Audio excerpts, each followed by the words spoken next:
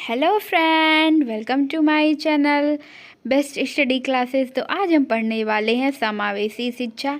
तो समावेशी शिक्षा में विशिष्ट बालक आते हैं, तो उनका हम अर्थ और परिभाषा देखेंगे। ये बीएड थर्ड सेमेस्टर का है, तो चलिए हम इसके बारे में आगे पढ़ते हैं। तो विभिन्न आवश्यकता वाले बच्चों की समस्या, तो इसे हम 1, 2, 3 पार्ट में बनाएंगे। तो पार्ट 1 चलिए हम देख लेते हैं। तो इसमें हमें 3 क्वेश्चन हम रखेंगे। तो सबसे पहला, विशिष्ट बालक शब्द की परिभाषा, विशेषता, समस्या, रोकथाम। शारीरिक और मानसिक रूप से क्षतिग्रस्त, बाधिक बालक में अंतर, विशिष्ट बालक, प्रतिभाशाली बालक। तो लगभग हम 2-3 वीडियो में इसको कवर करेंगे। तो आज जितना होता है, क्योंकि हमें ज़्यादा बड़ा नहीं करना है, छोटा ही करना है, तो इसलिए तो चलिए हम देख लेते हैं कि विशिष्ट बालक शब्द का अर्थ या परिभाषा, थोड़ी सी भूमिका बना लेते हैं। इसके बाद हम इसके अर्थ, परिभाषा और विशेषता को जानेंगे। तो प्रत्येक समाज में कुछ ऐसे बालक होते हैं जो सामान्य बालकों की अपेक्षा या तो श्रेष्ठ होते हैं या तो हीन होते हैं। समान बालकों की अपेक्षा या तो बहुत ज्यादा श्रेष्ठ होंगे, जिन्हें प्रतिभाशाली बालक बोलेंगे, या तो हीन होंगे, जिन्हें मंद बुद्धि, पिछड़े बालक, मानसिक विकार, जो भी बोल सकते हैं। एक किस प्रकार ये आनुवंशिक या वातावरण में भिन्नता के कारण इन बालकों के शारीरिक, मानसिक और अन्य गुणों में भिन्नता पाई जाती। या तो आनुवंशिक कारण से भिन्न होते हैं या वातावरण के कारण से भिन्न होते हैं। अगर प्रतिभाशाली बालक में देखा जाए कि अगर उनके माता पिता आनुवंशिक कारण में माता पिता बहुत उच्च बुद्धि लब्धि के हैं, तो बच्चे भी उच्च बुद्धि लब्धि होने की संभावना। अगर उनका वातावरण बहुत अच्छा है, एजुकेटेड वाले शिक्षा वाला वातावरण है, तो बच्चे भी वैसे ही होंगे। लेकिन अगर जहाँ का वातावरण अनएजुकेटेड, उनके माता पिता अच्छी बुद्धि लब्धि के नहीं, तो बच्चे भी उसी प्रकार से होंगे। तो ये आनुवंशिकता और वातावरण की भिन्नता के कारण भी होता है। कहते हैं विशिष्ट बालक किसे कहते हैं? विशिष्ट बालक सोचने, समझने, सीखने, समायोजन करने आदि की योग्यताएं सामान्य बालकों से अलग होती हैं। जो विशिष्ट बालक होते हैं वो सामान्य बालकों से अलग सोचते हैं, समझते हैं, अलग तरीके से सीखते हैं, और अब समाज में समायोजन भी अलग तरीके से करते हैं। वो सामान्य बालकों की तरह नहीं कर पाते, क्योंकि विशिष्ट बालक केवल मंद बुद्धि या कमजोर बालक या पिछड़े बालक को ही नहीं कहते, बल्कि प्रतिभाशाली बालक जो होते हैं उन्हें भी विशिष्ट बालक कहा जाता है। तो जो प्रतिभाशाली बालक होंगे, उनकी सोचने की क्षमता जो उच्च कोटि होगी, बहुत हाई लेवल की होगी, जो सामान्य बालकों से बिल्कुल ही अलग होगी। और जो मंद बुद्धि, कमजोर बालक होंगे, उनके सोचने समझने की क्षमता जो सामान्य बालकों से बहुत ही कम होगी। तो इनका जो एवरेज लिया जाता है कि एवरेज क्या, इनसे मापन जो किया जाता है वो सामान्य बालकों से किया जाता है कि ये सामान्य बालकों से कितना अधिक है और कितना कम है। तो उन्हें जो सामान्य बालकों से बहुत ज़्यादा अधिक होते हैं उन्हें भी विशिष्ट बालक बोलते हैं, पढ़ने लिखने में तेज होते हैं। और जो सामान्य बालकों से बहुत कम बुद्धि के होते हैं उन्हें भी विशिष्ट बालक कहा जाता है। तो बीच में सामान्य बालकों को ही मापन के रूप में रखा जाता है। ये बालक अपने कार्य को या तो बहुत तेजी से, अगर वो प्रतिभाशाली बालक है तो उसे बहुत तेजी से करेंगे, और अगर वो मंद बुद्धि बालक है तो वो बहुत धीमी गति से करेंगे। तो यहाँ पे 2 चीजें होती है, कार्यों को अपने या तो बहुत तेजी से करेंगे या तो बहुत धीमी गति से करेंगे। तो विशिष्ट बालक के अंतर्गत कौन कौन से आते हैं? पिछड़े बालक, जो पढ़ाई लिखाई में पिछड़ गए, धन के कारण या सामाजिक रूढ़ियां हैं उनके कारण, किसी भी कारण से अगर वो पढ़ाई लिखाई में पिछड़ गए हैं, नहीं शिक्षा ले पाए हैं और समाज में अच्छा समायोजन नहीं कर पा रहे हैं, तो भी वो पिछड़े बालक को भी हम विशिष्ट बालक की श्रेणी। मानसिक रूप से अगर कोई विकार है, मंद बुद्धि है, तो उन्हें भी मानसिक रूप से अगर कोई विकार है, मंद बुद्धि जो भी बालक, उन्हें भी विशिष्ट बालक। बाल अपराधी, जो बाल अपराधी होते हैं उन्हें भी विशिष्ट बालक की श्रेणी में रखा जाता है कि कुछ मानसिक रूप से इनकी कमियां हैं, तभी ये बालक जो है ऐसे अपराध कर रहे हैं, विशिष्ट बालक के अंतर्गत। और प्रतिभाशाली बालक भी विशिष्ट बालक होते हैं। पिछड़े बालक तो होते हैं, मानसिक रूप से बाधित बालक होते हैं, बाल अपराधी और प्रतिभाशाली बालक को भी पिछड़े बालक की कैटेगरी में रखा गया है। तो चलिए अब हम विशिष्ट बालक की परिभाषा देख लेते हैं। तो एक किसके किसके के अनुसार, टेलफोर्ड एवं सावर के अनुसार।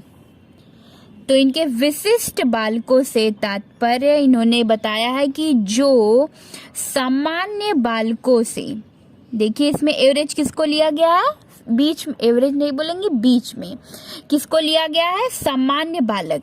अगर वो सामान्य बालक शारीरिक, मानसिक, संवेगात्मक, सामाजिक लक्षणों में किसे, सामान्य बालकों से, ऐसे तो लगभग सभी परिभाषा में लिखा जाता है विशिष्ट बालकों से तात्पर्य है कि, तो ये तो सभी परिभाषाओं में लगभग लिखा ही जाता है। तो इनमें आप बीच में सामान्य बालक, जो सामान्य बालक शारीरिक, मानसिक, संवेगात्मक, सामाजिक लक्षणों से इतने अधिक या अधिक भिन्न होते हैं कि उनकी योग्यता के अनुसार उनके अधिकतम विकास के लिए विशेष सामाजिक शैक्षिक सेवाओं की आवश्यकता होती है।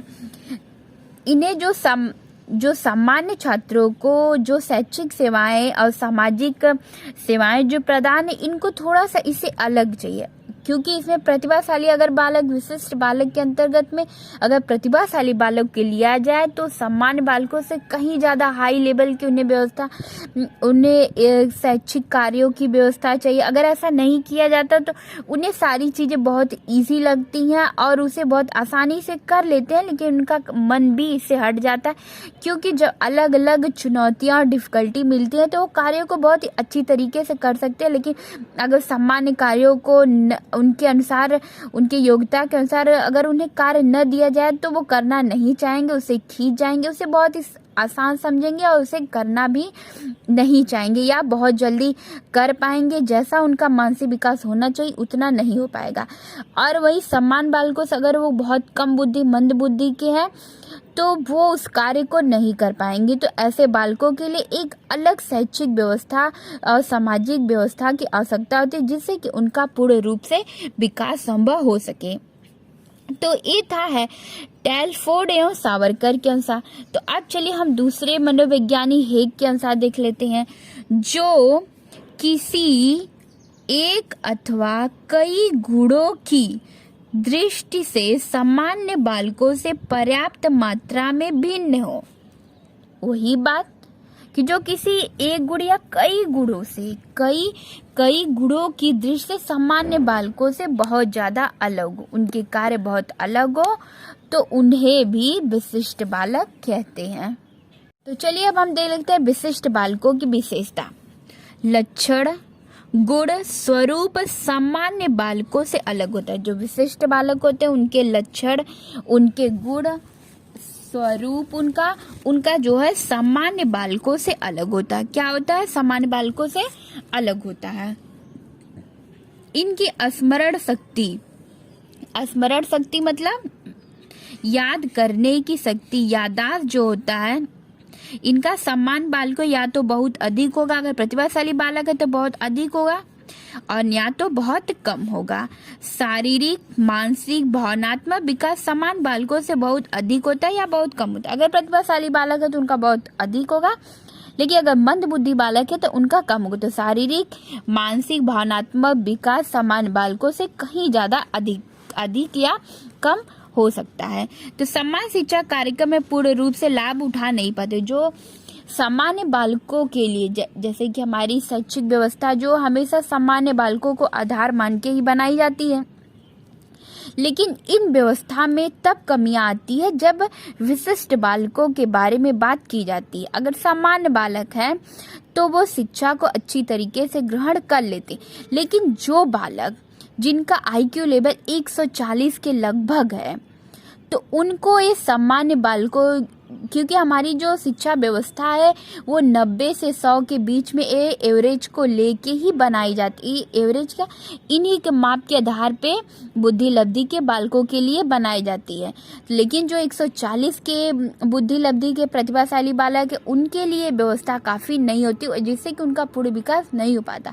और वहीं पर अगर देखा जाए जिनकी बुद्धि लब्धि जो है 70 के नीचे है, जो मंद बुद्धि है, जड़ बुद्धि है, मूढ़ बुद्धि है, तो इन बालकों के लिए भी वो शिक्षा व्यवस्था जो है सही नहीं है।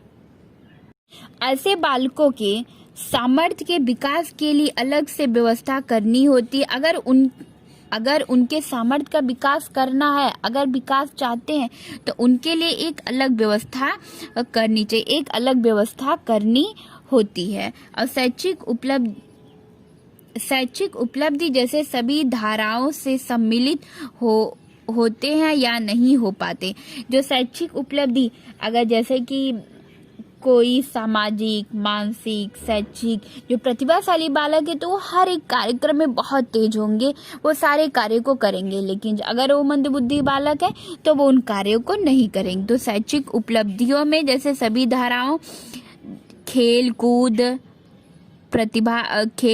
प्रतियोगिता, नाटक, जो भी है चीज़, उनमें जो प्रतिभाशाली बालक होंगे वो बहुत अच्छी तरीके से पार्टिसिपेट कर पाएंगे, और जो मंदबुद्धि बालक होंगे वो नहीं कर पाएंगे। तो यही सब इनकी विशेषताएं थी। Thank you friends.